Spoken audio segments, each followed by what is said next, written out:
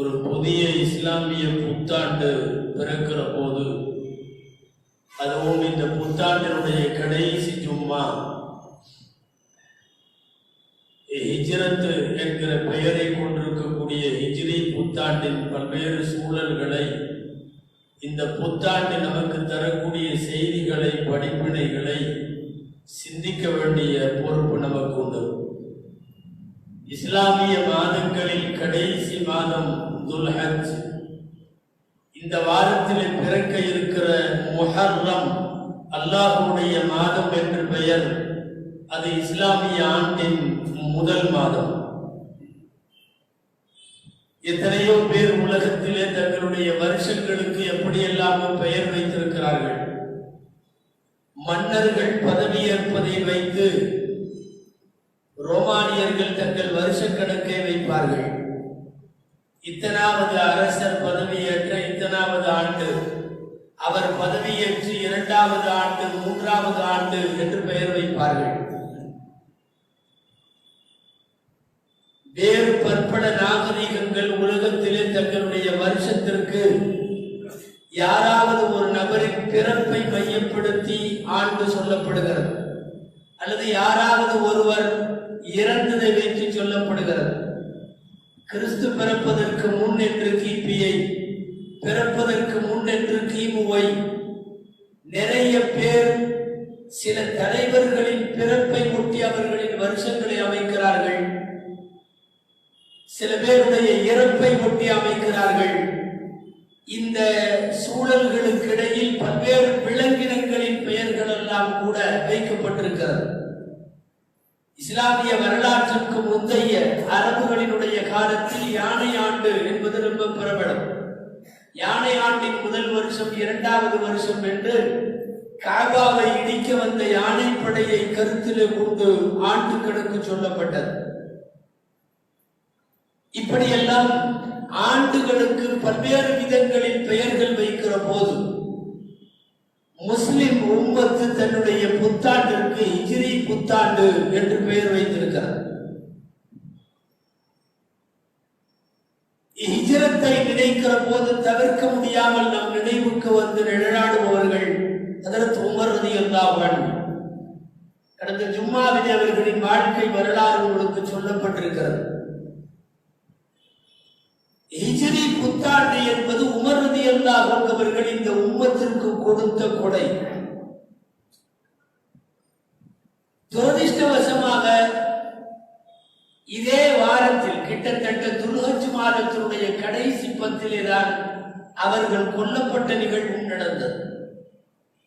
ஹிஜ்ரி புத்தாண்டு என்று நம்முடைய ஆண்டிற்கு பெயர் வைத்ததற்கு காரணம், ஹிஜ்ரத் என்கிற அந்த கனமான வார்த்தை, அது உள்ளுக்குள்ளே கொண்டிருக்கிற அர்த்த புஷ்டியான கருத்துக்கள்.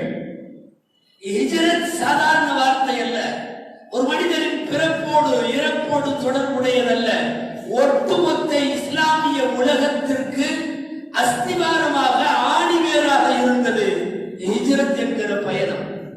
அந்த பயணத்தினுடைய பெயரை பிடித்து இஸ்லாமிய ஆண்டிற்கு ஹிஜ்ரி புத்தாண்டு என்று பெயர் வைக்கப்பட்டது. ஸல்லல்லாஹு அலைஹி வஸல்லமின் காலத்தில் இஸ்லாமிய ஆண்டிற்கு பெயர் இல்லை, ஹிஜ்ரி என்று பெயர் இல்லை. நபிகள் ஸல்லல்லாஹு அலைஹி வஸல்லம் அல்ல, உமர் ரலியல்லாஹு அன்ஹு ஆட்சி பொறுப்பேற்று சில ஆண்டுகள் வரைக்கும் இல்லை. ஏதோ ஒரு கணக்கில் வைத்துக் கொண்டிருந்தார்கள். துணிச்சலாக, தீர்க்கமாக, தொலைநோக்கத்தோடு பல்வேறு விதமான சட்டங்களை கொண்டு வந்தவர்கள் உமர் ரலியல்லாஹு அன்ஹு அவர்கள். சளைக்க மாட்டார்கள், சடைய மாட்டார்கள், எந்த எதிர்ப்பிற்கும் அஞ்ச மாட்டார்கள். துணிந்த அவர்கள் இந்த உம்மத்திற்கு கொண்டு வந்து கொடுத்த சட்டங்கள் நிறைய சட்டங்கள். பல பேர் எல்லாம் யோசிப்பார்கள், நபிகள் நாயகம் ஸல்லல்லாஹு அலைஹி வஸல்லமுடைய காலத்தில் இல்லாத ஒன்றை நாம் செய்யலாமா? இப்படி நினைத்திருந்தால் இந்த உம்மத்திற்கு நிறைய சட்டம் கிடைக்காமல் போயிருக்கும். ஹஜ்ரத் உமர் ரலியல்லாஹு அன்ஹு அவர்கள் உம்மத்திற்கு தொலைநோக்கு அடிப்படையில் என்ன தேவையோ அதை தீர்க்கமாக முடிவு செய்து அறிவித்தார்கள்.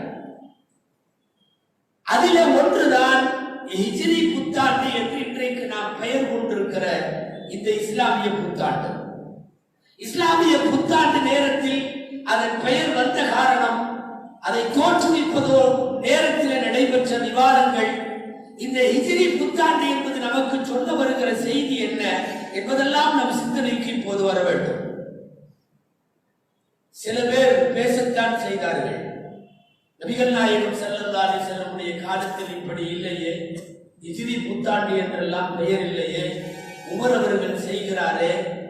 இன்றைக்கும் கூட உமர் ரலியல்லாஹு அன்ஹு கொண்டு வந்த நிறைய விஷயங்களை விமர்சிக்கிறார்களா இல்லையா? அதுபோல் அன்றைக்கும் சில குரல் எழுந்தது. எல்லா சஹாபாக்களையும் கூட்டி நபிகள் ஸல்லல்லாஹு அலைஹி வஸல்லமின் காலத்தில் அவர்களை பார்த்த பாக்கியத்திற்குரிய நபித்தோழர்களை எல்லாம் ஒன்று திரட்டி ஆலோசனை செய்து இந்த உம்மத்திற்கு ஹிஜ்ரி புத்தாண்டு என்று பெயர் வைத்து கொடுத்தவர்கள் ஹஜ்ரத் உமர் ரலியல்லாஹு அன்ஹு அவர்கள். எந்த விஷயத்திலேயும் யார் எதிர்த்தாலும் துணிவாக நிற்பார்கள். அபூபக்கர் சித்தீக் ரலியல்லாஹு அன்ஹு அவர்களுடைய காலம், ஒரு யுத்தம் நடக்கிறது. அந்த யுத்தத்திற்கு யமாமா என்று பெயர். யமாமாவிலே நிறைய பேர் கொல்லப்பட்டார்கள். கொல்லப்பட்டவர்கள் எல்லாரும் ஹாஃபிதுகள், குர்ஆனை மரணம் செய்தவர்கள். இறங்கிய குர்ஆன் இன்னமும் முழு வடிவம் பெறவில்லை. மனப்பாடம் செய்து வைத்த நிறைய பேர் ஷஹீதாக்கப்பட்டார்கள். நூற்றுக்கணக்கானவர்கள் ஷஹீதான நேரத்தில் யமாமா யுத்தம் முடிந்த உடனே உமர் ரலியல்லாஹு அன்ஹு வந்து நின்றார்கள் அபூபக்கர் ரலியல்லாஹு அன்ஹு அவர்களிடம். அபூபக்கர், நாம் குர்ஆனை ஒன்று திரட்ட வேண்டும். ஹாஃபிதுகள் இறந்து கொண்டிருக்கிறார்கள்.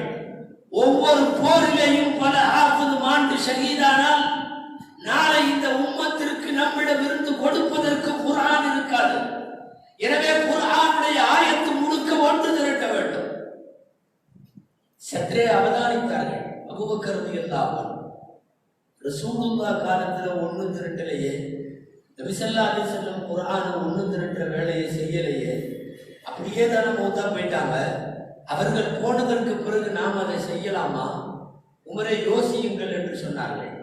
ஆனால் உறுதியாக நின்றார்கள் உமர் ரலியல்லாஹு அன்ஹு. இல்லை, தொகுத்தாக வேண்டும், இல்லாவிட்டால் அடுத்த தலைமுறைக்கு குர்ஆன் கிடைக்காது.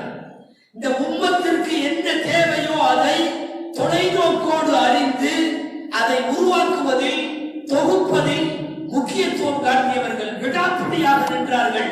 குர்ஆனை தொகுக்க ஒரு கமிட்டி போட வேண்டும், அதற்கு ஒரு தலைவர் வேண்டும்.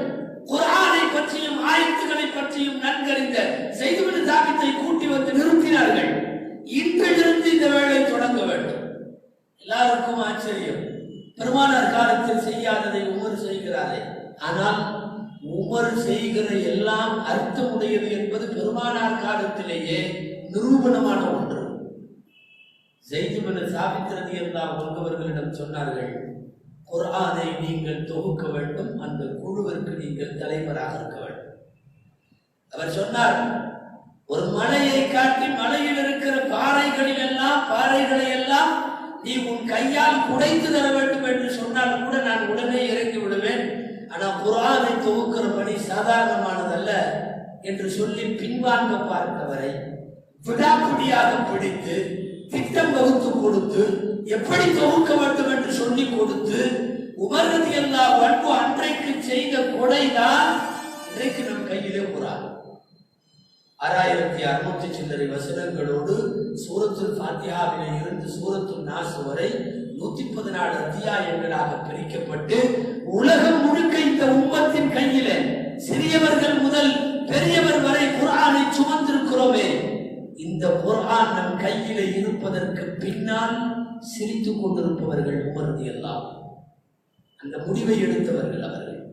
அதுபோலத்தான் இஸ்லாமிய ஆண்டிற்கு ஒரு கணக்கு வேண்டும் என்று பரவலாக பேசப்பட்டதை அடுத்து எல்லோரையும் ஒன்று கூட்டினார்கள். நீங்கள் பலமுறை கேள்விப்பட்டிருக்கலாம், பரிசீலனைக்கு 4 விஷயம் எடுத்துக் கொள்ளப்பட்டது. இஸ்லாமிய ஆண்டிற்கு பெயர் வைப்பது, எங்கிருந்து ஆண்டு துவங்குவது, முதல் வருஷம் என்று எதை வைப்பது, என்ன பெயர் வைப்பது, இதுவெல்லாம் ஆலோசனையில் எடுத்துக் கொள்ளப்பட்டது. முதலில் அந்த சபையிலே இருந்த தோழர்களிடம் விளக்கினார்கள் உமர் ரலியல்லாஹு அன்ஹு. எதனால் ஆண்டு அவசியம்? யாராவது ஒருவர் கடிதம் எழுதி போடுகிறார், அந்த கடிதம் எப்போது எழுதப்பட்டது என்று கொஞ்ச நாளைக்கு பின்னாலே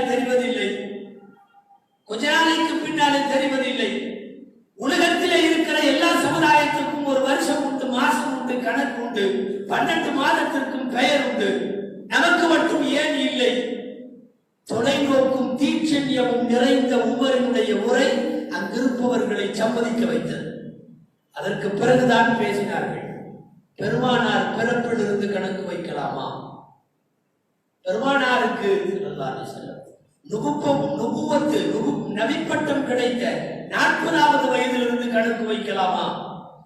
நபிகள் ஸல்லல்லாஹு அலைஹி வஸல்லம் இஸ்லாமிய வளர்ச்சிக்கு வித்திட்ட அவர்களுடைய பயணம், ஹிஜ்ரத் பயணம், மக்காவிலிருந்து மதீனாவிற்கு போன பயணம், அதை கணக்கில் எடுத்துக் கொள்ளலாமா? அல்லது பெருமானார் இறந்ததிலே இருந்த ஆண்டு 1, ஆண்டு 2, ஆண்டு 3 என்று பெருமானார் இறப்பை மையப்படுத்தலாமா? இந்த 4 தான் பரிசீலனைக்கு எடுத்துக் கொள்ளப்பட்டது.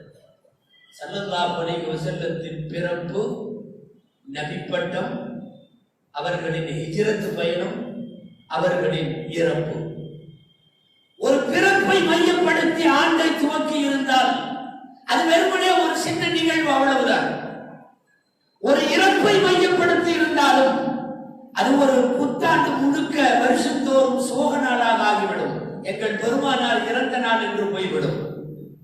ஹஜ்ரத் உமர் ரலியல்லாஹு தஆலா அன்ஹு தீர்க்கமாக சொன்னார், இந்த நாளில் எனது கருத்து நம்முடைய இஸ்லாமிய ஆண்டிற்கு ஹிஜ்ரத் என்று பெயர் வைக்கலாம், ஹிஜ்ரி புத்தாண்டு என்று பெயர் வைக்கலாம். காரணம், நபிப்பட்டம் கிடைத்த போது முஸ்லிம்கள் யாரும் இல்லை. பெருமானார் பிறந்த போது இஸ்லாம் இந்த உலகத்தில் இல்லை. நபி ஸல்லல்லாஹு அலைஹி வஸல்லம் ஹிஜ்ரத்திற்கு போனதை வைத்துத்தான் இஸ்லாமிய மறுமலர்ச்சி உண்டானது, இஸ்லாமிய எழுச்சி உண்டானது. உலகத்தின் 8 திக்கிலும் இஸ்லாம் போய் சேர்ந்தது. இத்தனைக்கும் வித்திட்ட ஹிஜ்ரத் பயணம் அர்ப்பணிப்பு உணர்வை மக்களுக்கு தரும். ஒரு முஸ்லிம் என்றால் அவன் அர்ப்பணிப்போடு இருக்க வேண்டும். இதோ ஹிஜ்ரத்திற்கு போனவர்களை பாருங்கள். வீடுகளை விட்டுவிட்டு போனார்கள், காசு மரங்களை விட்டுவிட்டு போனார்கள், உறவுகளை தூர எரித்து விட்டு போனார்கள். எதுவும் தேவையில்லை, அல்லாஹ் மட்டும் வேண்டும் என்று ஒவ்வொரு முஸ்லிமும் குடும்பத்தோடு குழுக்களாக புலம்பெயர்ந்து போன பயணம் ஹிஜ்ரத் பயணம். அதைத்தான் பெயராக வைக்க வேண்டும். ஆண்டு முழுக்க இஸ்லாமியர்கள் அர்ப்பண உணர்வோடு வாழ வேண்டும் என்கிற செய்தியை ஹிஜ்ரி என்ற வார்த்தை சொல்லும். நமக்கெல்லாம் தெரியும், இஸ்லாம் என்பது அந்த கட்டடம் எழுந்து நின்றது 2 பேர்களால். ஒன்று முஹாஜிர்கள் என்று சொல்லக்கூடிய மக்காவிலே இருந்து ஹிஜ்ரத்துக்கு போனவர்களின் அர்ப்பணிப்பு, 2வது மதீனாவிலே இருக்கிற அன்சாரிகளுடைய அரவணைப்பு. இவர்களின் அர்ப்பணிப்பு இல்லை என்றால், அவர்களின் அரவணைப்பு இல்லை என்றால் நடுவில் நின்றிருக்கும் இஸ்லாம். எனவே இஸ்லாமை தூக்கி பிடித்ததன் பின்னணியில் இவர்களின் அர்ப்பணிப்பு முக்கியம், அன்சாரிகளின் அரவணைப்பு முக்கியம். அரவணைப்பது இருக்கட்டும், வருபவர்கள் வந்தால் தானே அரவணைக்க முடியும்.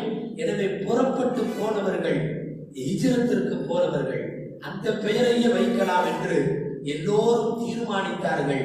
நம்முடைய ஆண்டிற்கு ஹிஜ்ரி புத்தாண்டு என்று பெயர். முஹர்ரம் முதல் மாதத்திலே துவங்குகிறது, துல்ஹஜ் இறுதி மாதத்திலே இருக்கிறது. நாம் இந்த வாரம் இறுதி வாரத்தில், இறுதி மாதத்தின் இறுதி வாரத்தில் இருக்கிறோம், முதல் ஆண்டின் முதல் வாரத்திலும் இருக்கிறோம். இந்த ஆண்டு 1440 நிறைவடைந்து இதே வாரத்தில் 1441 ஹிஜ்ரி நமக்கு துவங்குகிறது.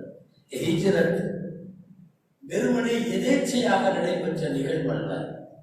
அந்த அர்ப்பண வாழ்வை எல்லா முஸ்லிம்களும் ஆண்டுக்கு ஒரு முறையாவது ஹிஜ்ரத்தினுடைய அர்ப்பணத்தை உணர்ந்து உள்ளூர விளங்கிக் கொள்ள வேண்டும் என்பதற்காகத்தான் இந்த பெயர் வைக்கப்பட்டிருக்கிறது. ஆரம்பத்தில் பலவீனமானவர்கள் மட்டும் ஹிஜ்ரத்துக்கு போனார்கள்.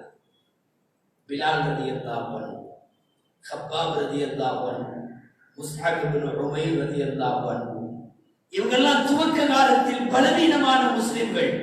மதீனாவுக்கு போன உடனே ஓடிட்டாங்க. அவர்கள் போய் தெரு தெருவாக இஸ்லாமிய பிரச்சாரம் செய்து நபிகளாரின் வருகைக்கு அங்கிருக்கிற மதீனா சமூகத்தை கொண்டு வந்து கட்ட வைத்து வரிசையில நிறுத்தினார்கள். இது ஆரம்ப காலம். இந்த ஹிஜ்ரி என்று நமக்கு பெயர் வைத்து கொடுத்த உமர் ரலியல்லாஹு அன்ஹு குடும்பத்தோடு ஹிஜ்ரத்துக்கு போனார்கள். சொல்லுவார்கள் வரலாற்றில், ஹிஜ்ரத்துக்கு போன நிறைய பேர் பயந்து பயந்து போனாங்க. உமர் மட்டும் தான் தைரியமாக போனார். ஒளிந்து போனார்கள், மறைத்து கொண்டு போனார்கள், மாறு வேகத்தில் போனார்கள், வழக்கமான வழியை விட்டு விட்டு மாற்று வழியிலே போனார்கள்.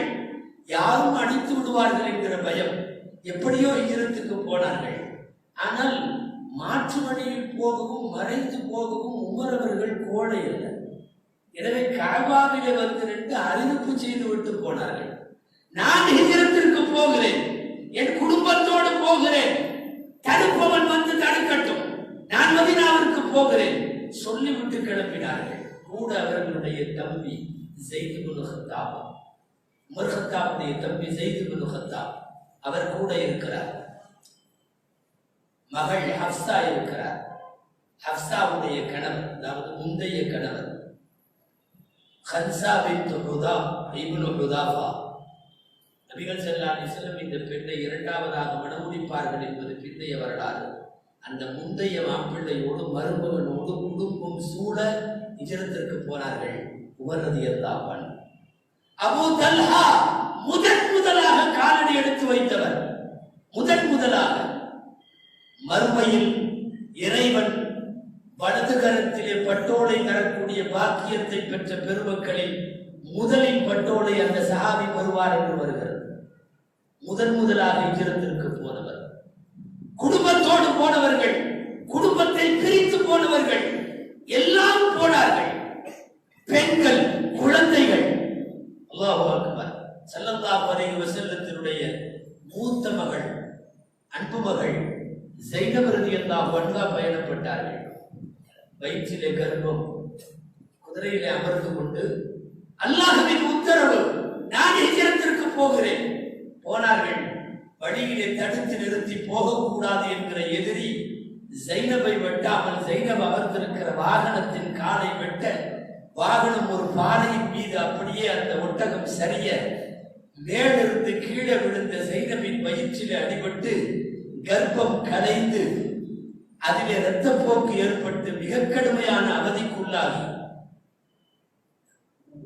வழியும் இரத்தத்திற்கிடையில் மதீனா போய் சேர்ந்தவர்கள் ஸைனப் ரலியல்லாஹு அன்ஹா. ஹிஜ்ரத் என்பது சாதாரணமான ஒரு பொழுதுபோக்கு பயணம் அல்ல, அது ஒரு சுற்றுலா பயணம் அல்ல, ஒரு இனிய உலா அல்ல, அது ஒரு சமூகத்தின் வாழ்வா தாழ்வா என்கிற போராட்டம். அதனால் தான் ஹிஜ்ரத் என்கிற கனமான அர்த்தத்தை உடைய அர்ப்பணிப்பை உள்ளகத்தை கொண்டிருக்கிற அந்த வார்த்தையை உமர் ரலியல்லாஹு அன்ஹு தேர்வு செய்து பெயர் வைத்தார்கள். 120 வயதான கிழவர் ஒருவர் வீட்டில் படுத்திருக்கிறார். எழ முடியாது, நடக்க முடியாது, சுயதேவைக்கு கூட போக முடியாது. ஜுந்துப் இப்னு நம்ரா என்ற பெயர். படுத்திருக்கிற அவர் மக்களிடத்தில் சொன்னார், நான் ஹிஜ்ரத்து போக வேண்டும். மக்கள் சொன்னார்கள், உங்கள் மீது கடமை இல்லை, முடித்தவர்கள் போக வேண்டும் என்று தான் சொல்லப்பட்டிருக்கிறது, உங்களுக்கு முடியாது, நீங்கள் படுத்த படுக்கை. அவர் சொன்னார், பாடையிலே தூக்கி கொண்டாவது என்னை கொண்டு செல்லுங்கள். கடைசியில் தந்தையின் வற்புறுத்தலை மறுக்க முடியாத பிள்ளைகள் பாடை போல் தயாரித்து அவரை மேலே ஒரு திறந்த வெளி சந்தூக்கிலே படுக்க வைத்துவிட்டு நாலா பக்கமும் பாடையை போன்று தூக்கி கொண்டு போனார்கள். மக்காவுக்கும் மதினாவிற்கும் இடையிலே அவர் இறந்து போய்விட்டார். இன்னா லில்லாஹி வ இன்னா இலைஹி ராஜிஊன். ஹிஜ்ரத்துக்கு போகல.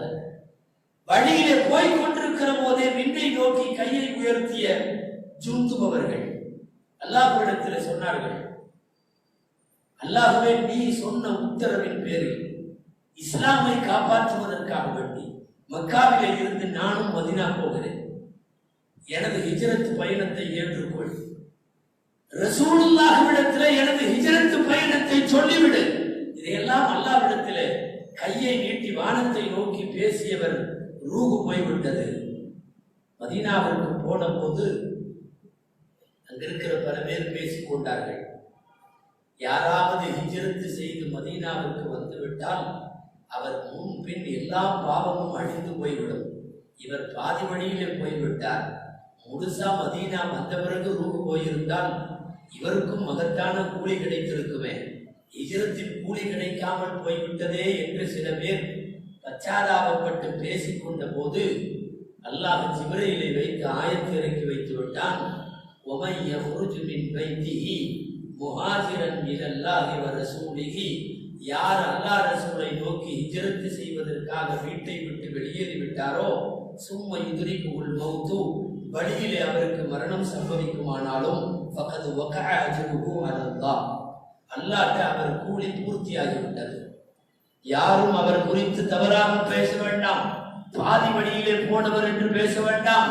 அவர் முழு ஹிஜ்ரத்தின் கூலியை பெற்றுவிட்டார்.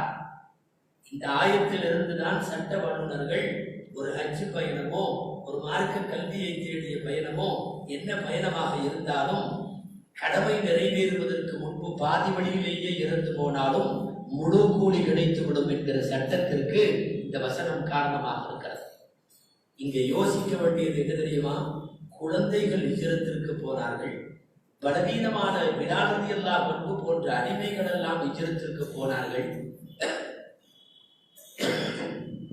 ஜைனப் அம்மா போன்ற கருக்கடைப்புக்கு அந்த ரணங்களுக்கு இடையிலேயும் அவர்கள் ஹிஜ்ரத்திற்கு போனார்கள். 120 வயது தள்ளாடுகிற கிழவன் கூட அல்ல, நிற்க முடியாத கிழவன் கூட ஹிஜ்ரத்திற்கு போனார்கள். கடைசியாக போனார்கள் எம்பெருமானார் ஸல்லல்லாஹு அலைஹி வஸல்லம் அபூபக்கர் அவர்களோடு. இவ்வுலகத்திலும் மறு உலகத்திலும் தோழரான அவர்களிடத்திலே போய் ஒரு மத்தியான வேளை லுஹர் தொழுகைக்கு பின்னால் அபூபக்கர் ரலியல்லாஹு அன்ஹுடைய வீட்டிற்கு போன நபிநாயகம் ஸல்லல்லாஹு அலைஹி வஸல்லம் சொன்னார்கள், அல்லாஹ் எல்லாரும் போய்விட்டார்கள், எனக்கும் போவதற்கு உத்தரவு கொடுத்து விட்டான். அபூபக்கரை ஹிஜ்ரத்திற்கு தயாராக இருங்கள். அபூபக்கர் ரலியல்லாஹு அன்ஹு அவர்கள் ஹிஜ்ரத்திற்கு பெருமானாரோடு நாம் பயணப்படுகிறோம் என்கிற தகவலை சொன்ன உடனேயே ஆனந்தத்தால் அழுதார்கள். ஏதோ துக்கத்திலே தேம்பி அழுபவரை போல ஆனந்தத்திலே அழுதார்கள். பின்னாளிலே ஆயிஷா அம்மா சொல்லுகிறார்கள், சந்தோஷத்திலும் ஒரு மனிதனை விட வாழ முடியும் என்பதை அன்றைக்கு நான் என் தந்தையிடம் பார்த்தேன். அபூபக்கர் ரலியல்லாஹு அன்ஹு நபிநாயகம் ஸல்லல்லாஹு அலைஹி வஸல்லம் அபூபக்கர் ரலியல்லாஹு அன்ஹுடைய சேவகராக இருந்த ஆமிர் இப்னு ஃபுகைரா மாற்று வழியில் பெருமானாரை கூட்டி செல்ல வேண்டும். பெருமானாரின் தலைக்கு 100 ஒட்டகம் பரிசளிக்கப்பட்டிருக்கிறது. கொல்லுவதற்கு நாலா பக்கமும் ஆட்கள் இருக்கிறார்கள். எனவே ஸல்லல்லாஹு அலைஹி வஸல்லம் அவர்களை பத்திரமாய் மாற்று பாதையிலே கூட்டி செல்ல நம்பிக்கைக்குரிய காஃபிர் ஒருவர் கூட வருகிறார். மொத்தம் 4 பேர். ஹிஜ்ரத் பயணம் மக்காவிலே துவங்கிய ஹிஜ்ரத் சுமார் 14 நாட்களுக்கு பின்னாலே மதீனாவில் நிறைவடைகிறது. நாயகம் மதீனாவிற்குள் நுழைகிறார்கள். மதீனாவே ஒளிமயமாகிவிட்ட, விழாக்கோலம் பூண்டுவிட்ட, ஒட்டுமொத்த மதீனத்து மக்களுக்கு சந்தோஷத்தை ஏற்படுத்திய அந்த நாள் 14 நாட்களுக்கு பின்னாலே நாயகமும் ஹிஜ்ரத் செய்து மதீனாவிற்குள்ளே போய்விட்டார்கள். இடையிலேதான் அந்த சவுர் குகையிலே தங்கினார்கள் அபூபக்கர் ரலியல்லாஹு அன்ஹு அவர்களோடு. எங்கே பெருமானாருக்கு ஏதாவது ஆபத்து நிகழ்ந்து விடுமோ என்று பயப்பட்ட அபூபக்கரை நாயகம் சொன்னார்கள் அல்லவா, அபூபக்கர் நீ என்ன நாம் 2 பேர் இருக்கிறோம் என்று நினைத்தாயா? கூட அல்லாஹ் இருக்கிறார். மா வன்னுகையா அபூபக்கர் பித்னைனி வல்லாஹு சாலிசுஹுமா, அபூபக்கரை நாம் என்ன 2 பேர் மட்டுமா? இல்லை, 3வது அல்லாஹ் இருக்கிறார். அந்த இறை நம்பிக்கைக்கு, அந்த தவக்குலுக்கு கிடைத்த மிகப்பெரிய வெற்றிதான் குகையின் வாசல் வரை வந்தவர்கள் உள்ளே போகவில்லை. சிலந்தி கூடு கட்டி இருக்கிறது, புறா முட்டை போட்டிருக்கிறது, இலை சருகுகள் எல்லாம் காய்ந்து கிடக்கிறது. எந்த மனிதனும் வந்து போவதற்கு வாய்ப்பு இல்லை. இங்கே இருக்க முடியாது என்று சொல்லிவிட்டு கிளம்பினார்கள் அல்லவா. எந்த இக்கட்டிலும் ரப்பு நினைத்தால் இந்த உம்மத்தை பாதுகாத்து தருவான் என்கிற பயணம் ஹிஜ்ரத்துடைய பயணம். இவ்வளவு பேருடைய அர்ப்பண வாழ்க்கையை, அவர்களின் தியாகத்தை எல்லாம் ஒட்டு மொத்தமாய் வடித்து ஒற்றை சொல்லிலே சொல்ல வேண்டும் என்று கேட்டால் அதைத்தான் ஹிஜ்ரத் என்று சொல்லுகிறோம். இந்த வார்த்தையை தான் ஹஜ்ரத் உமர் ரலியல்லாஹு அன்ஹு அவர்கள் இஸ்லாமிய புத்தாண்டிற்கு பெயராக்கி அர்ப்பணம் செய்தார்கள். ஒரு ஆச்சரியம், ஒரு வியப்பு என்னவென்றால், பல்வேறு காரியங்களில் உமரை மறுப்பவர்கள் கூட புத்தாண்டு விஷயத்தில் ஹிஜ்ரி புத்தாண்டு என்றுதான் கூப்பிடுகிறார்கள். இன்றைக்கு உலகம் முழுக்க இஸ்லாமிய ஆண்டிற்கு ஹிஜ்ரி புத்தாண்டு என்ற பெயர். இந்த வாரம் ஹிஜ்ரி 1441 பிறக்கிறது. எல்லாம் வல்ல இறைவன் பிறக்கிற புதிய இஸ்லாமிய புத்தாண்டை உலகம் முழுக்க வாழுகிற முஸ்லிம்களுக்கு சாதகமாகவும் வசந்தமாகவும் நிம்மதியாகவும் இறைவன் இந்த ஆண்டை ஆக்கி அருள்வானாக. ஆமீன். வஆகிரு தஅவானா அனில் ஹம்துலில்லாஹி ரப்பில் ஆலமீன்.